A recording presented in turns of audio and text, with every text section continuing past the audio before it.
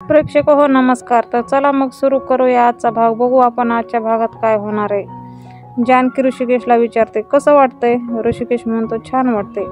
जानकी म्हणते, किती अरसिक आहात हो तुम्ही पुरुष, छान पद्धतीने एक्सप्रेस होऊ शकता ना. इतक्या महिन्यानंतर आपण आपल्या घरात, आपल्या बेडरूममध्ये आहोत, आपल्या गादीवर आहोत आणि तुम्हाला फक्त छान वाटते. ऋषिकेश म्हणतो, खरं सांगू, खूप खूप छान वाटतंय. मी कसा असा ऑफिसून यायचो, तू माझ्यासमोर बसायचीस आणि दिवसभर तुझी चावम्याव मला सांगायची. जानकी म्हणते, होतंय स्टोरेज रिकामं होतंय. बघितलं ना, आपण ठरवलं तर चांगल्या गोष्टी पण आपण ठरवून करूच शकतो. आपण चांगल्या गोष्टी पण आठवू शकतो. तर ऋषिकेश म्हणतो, कळलं. आणि जानकी ऋषिकेशची मालिश करते आणि त्याला पहिले दिवस आठवतात, जेव्हा ते घराबाहेर असताना कसे दिवस काढले त्यांनी. ते सगळं ऋषिकेशला आठवतं आणि जानकी ऋषिकेशचे पाय चेपून देत असते. आणि ऋषिकेश म्हणतो, हे काय करतेस? जानकी म्हणते, खूप कष्ट केलेत, खूप मेहनत केली आहे, तुम्ही आता आराम करा. आणि इकडे आई ओवीला म्हणते, ए लाडूबाई, लाडू कसे झालेत सांगा तरी. ओवी म्हणते, कमाल झालेत, खूपच गोड आणि खूपच खमंग झालेत आजी लाडू. आजी म्हणते, झालेत ना. आणि ओवी म्हणते, मी दिवाळीत खूप मिस केले आहेत लाडू. आई म्हणते, हो ना, पण आता अजिबात मिस करायचे नाहीत. आता तू फक्त सांगायचं, आजी मला हे खायचंय की ते खायचंय, की आजी लगेच बनवून देणार रोज दिवाळी. ओवी म्हणते, तू तुझ्या हातानेच भरवशील ना. आई म्हणते, आता तू मोठी झालीस ना, आता ही हिच्या हाताने खाऊ शकते, बरोबर की नाही हो? आणि हे आई नानाला विचारतात आणि नाना बरोबर म्हणून बोट दाखवतात. आणि ओवी म्हणते, आजी. आई म्हणते, बरं बाई, भरविला. आणि आई ओवीची पप्पी घेते आणि नाना लाडू मागत असतात. आणि ओवी म्हणते, आजी बघ, नाना आजोबाला पण पप्पी हवी आहे. नाना हसतात आणि आई म्हणते, काहीतरी काय बोलते, त्यांना लाडू हवाय. नाना म्हणतात, लाडू. आई म्हणते, पण डॉक्टरांनी त्यांना सांगितले गोड अजिबात खायचं नाही, म्हणून त्यांना गोड द्यायचं नाही. आणि ओवी म्हणते, क्या तुम भी हमारे आने की खुशी में थोड़ा मीठा तो बनता है. नाना म्हणतात आणि हसतात. आई म्हणते, आणि ओवी नानाला लाडू भरवते आणि नाना रडतात. ओवी विचारते, नाना आजोबा तुम्ही का रडताय? आई म्हणते, नाही गे बाळा, ते रडत नाहीयेत, ते आनंद अश्रू आहेत. आनंद अश्रू म्हणजे? आई म्हणते, आपल्याला एखादी गोष्ट हवी असते, आपण देवबापाकडे प्रार्थना करतो मिळू दे म्हणून. आई म्हणते, ते काय म्हणतात ना ग, मॅगी वगैरे काहीतरी. आणि ओवी म्हणते, मॅनिफेस्ट, युनिवर्सकडे मॅनिफेस्ट करतो ते. आई म्हणते, मग मिळाल्यावर आपल्याला किती आनंद होतो, आनंदाच्या भरात आपल्या डोळ्यातून अश्रू येतात ना. आणि ओवी म्हणजे आनंद अश्रू. ओवी नानाला म्हणते, नाना आजोबा आता रडायचं नाही, हसायचं आणि खुश राहायचं. नाना आजोबा, आता मी काही तुमचा पिछा सोडणार नाही. आई म्हणते, ऐकताय ना, आता ह्या बाईसाहेब काही आपला पिछा सोडणार नाहीत हो. आणि ओवी म्हणते, हो, मग नाहीच सोडणार आहे. तुम्ही दोघांनी मला गोष्ट सांगायची, रात्री गोष्ट सांगायची आणि सकाळी लपाछुपी खेळायची. दुसऱ्या दिवशी सकाळी जानकी दारातलं झाडून घेते, सडा टाकते, देवपूजा करते, तुळशीला दिवा लावते आणि किचनमध्ये येते. आई तिथे येतात आणि म्हणतात, कमाल आहे बाई तुझी, सकाळी उठून सडा, रांगोळी, देवपूजा करून स्वयंपाकघरात आलीस. पण तुला या पहिल्या रूपात बघून ना मला खूप छान वाटते. आणि जानकी म्हणते, मला सांगा, स्वयंपाक काय करायचा आहे? आई म्हणतात, माझ्या या लाडके सुनेला कोणाची दृष्ट नाही लागावी. मग सुनबाई, सांगा बरं, तुमच्या माघारी तुमचं हे स्वयंपाकघर तुमच्यासारखंच ठेवलंय ना आम्ही? जानकी म्हणते, आई काय हो, म्हणजे आल्या आल्या माझी थट्टा करायची ठरवलंय का? माझ्या चांगलाच लक्षामध्ये आहे, हे स्वयंपाकघर माझ्याकडे तुम्हीच सोपवलंय. मी जे काही शिकले ना, ते माझ्या या आईकडून शिकले. तुम्हीच म्हणाला होतात ना, सासूबाई लग्नानंतर सुनेला जो पहिला दागिना देते तो म्हणजे स्वयंपाकघर, तो कसा लख्ख असला पाहिजे. आता मी आली आहे ना, याची चमक कधीच कमी होऊ देणार नाही. आई म्हणते, मी शिकवलेलं बरं सगळं लक्षात ठेवलंयस तू. मी मात्र बघ ना काही गोष्टी विसरले, म्हणजे दुसऱ्याचं ऐकून आपण कसं वागायचं हे सुद्धा मला लक्षात नाही राहिलं आणि मी कशी चुकीची वागले बघ तुझ्यासोबत. जानकी म्हणते, आई बस आता, ह्या गोष्टीवर जास्त बोलायचं नाही. बरं मला सांगा ना काय बनवायचं आहे? मेथी आहे, पालक आहे, मटार आहे. आई म्हणतात, पण आज ना आम्हाला तुझ्याच हातचं खायचं आहे, काही बनव छान. जानकी म्हणते, गोडाचं करू? आई म्हणते, हो चालेल की. मग आई म्हणते, काय करशील? जानकी थोडा विचार करते आणि दोन्ही हात पुढे करते, दोन्ही हाताच्या मुठी बांधते आणि निवडा म्हणते. आई निवडतात आणि जानकी म्हणते, पुरणपोळी. पुरणपोळी सर्वात जास्त आवडते तुमच्या मुलाला, बनवते? हो पुरणपोळी बनवते, छान कटाची आमटी बनवते, भजी बनवते, पापड तळते, सगळं करते. आई म्हणतात, मी येते तुझ्या मदतीला. जानकी म्हणते, हे स्वयंपाकघर कुणी कोणाला सोपवलंय? मी कोण आहे? आई म्हणतात, सुनबाई. आणि सासू? मी. आणि जानकी म्हणते, माझ्या सासूबाईने खूप कष्ट केलेत, खूप मेहनत घेतली या घरासाठी, त्यांनी फक्त आराम करायचा आणि ह्या सुनबाईने जे माझ्या सासूबाईंचा लाड करायचा. जा तिथे बसा. आणि आईला ती पाठवून देते आणि सगुणा येते आणि म्हणते, वहिनी साहेब, अरे देवा, तुम्ही आल्या आल्या स्वयंपाकाला लागलात. चला चला. जानकी म्हणते, स्वयंपाकघर माझं आहे, इथं माझं राज्य आहे, तुला मदत करायची असेल तर कर ग. आणि दोघी जणी पुरणपोळ्या बनवतात आणि सगळेजण जेवायला बसतात. गरम गरम पुरणपोळी. जानकी म्हणते आणि जानकी अवंतिकाला म्हणते, धाकट्या जाऊबाई, तुम्हाला पुरणपोळी आवडतात ना? तुमच्या नावच्या एक्स्ट्रा 2 लाटल्यात, पोटभर खा. अवंतिका म्हणते, थँक्यू वहिनी, पोटभर खाणार आहे मी. आणि सौमित्र डोळे बंद करून खातो आणि जानकी बघते आणि म्हणते, ऑर्डर ऑर्डर. वकील साहेब डोळे बंद करून कुठल्या कोर्टामध्ये गेलाय? पुरणपोळी कशी झाली ते सांगा.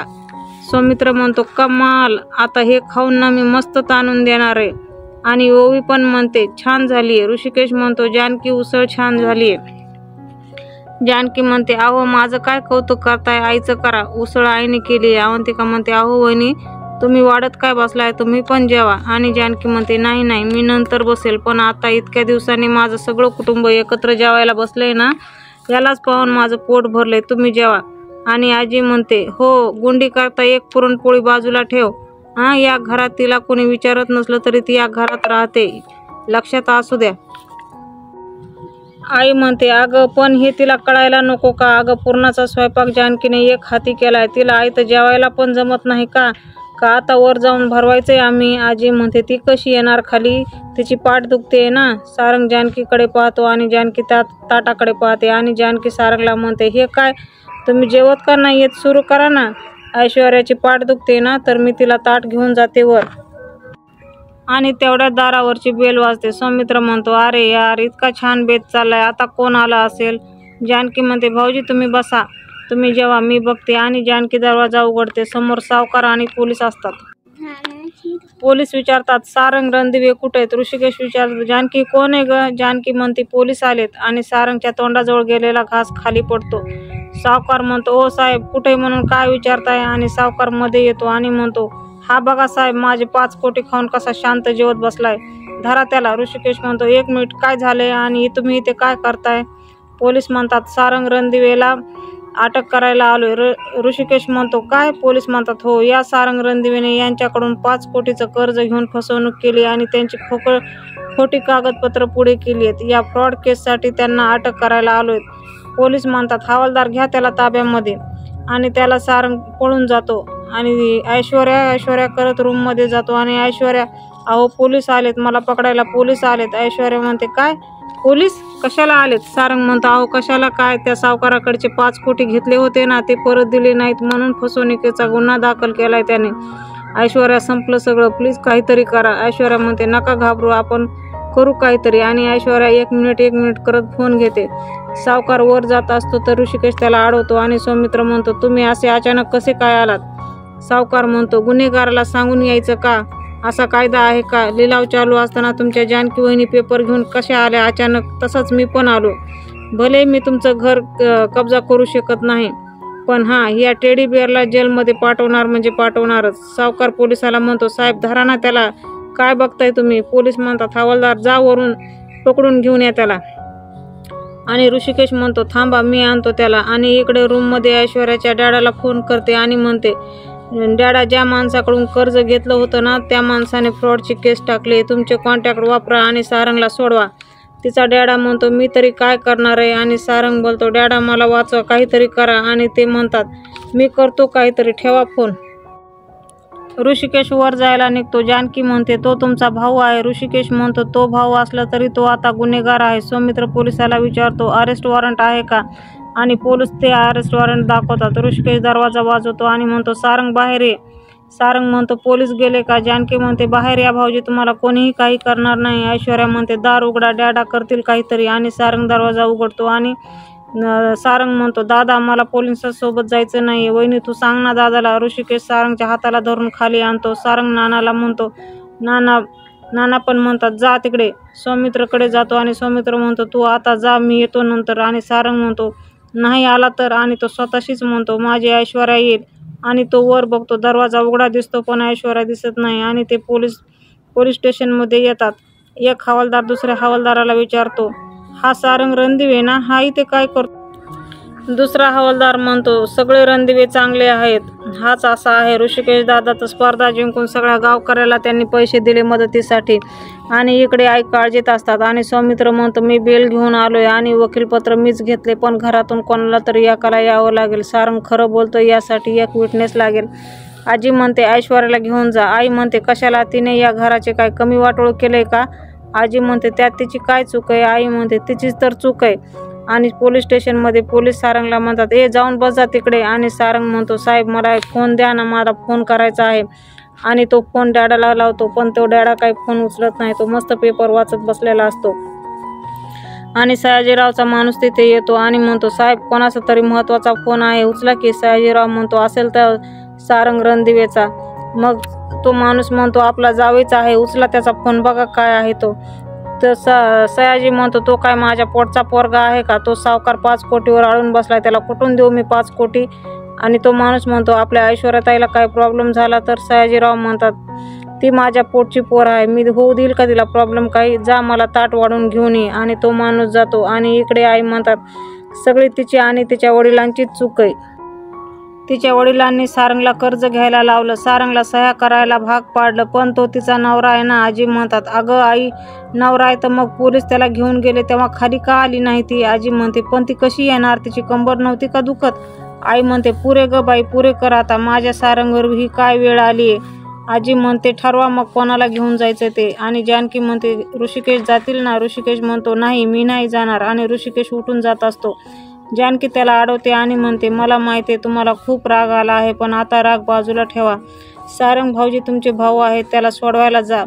ऋषिकेश म्हणतो त्याने आपलं जगणं मुश्किल केलं होतं, त्याच्यासाठी मी काही करणार नाहीये. आणि जानकी तुझी प्रत्येक गोष्ट मी ऐकत बसणार नाहीये, सांगितलेलं तुला एकदा कळतंय ना. आणि आई म्हणते जानकी तू त्याला आग्रह करू नकोस, त्याची काही चूक नाहीये ग, जे केलंय ना ते सारंगने बरोबर केलंय आणि माझे संस्कार त्याच्यावर कमी पडलेत. आई म्हणते आणि सौमित्र चल मी येते म्हणतात. आणि जानकी म्हणते थांबा आई, मी जाईल माझ्या घरासाठी, मला एकटीला उभं राहावं लागलं तरी चालेल, मी कोणाकडूनही अपेक्षा ठेवणार नाही. आणि ऋषिकेश थांब म्हणतो आणि म्हणतो मी जातो.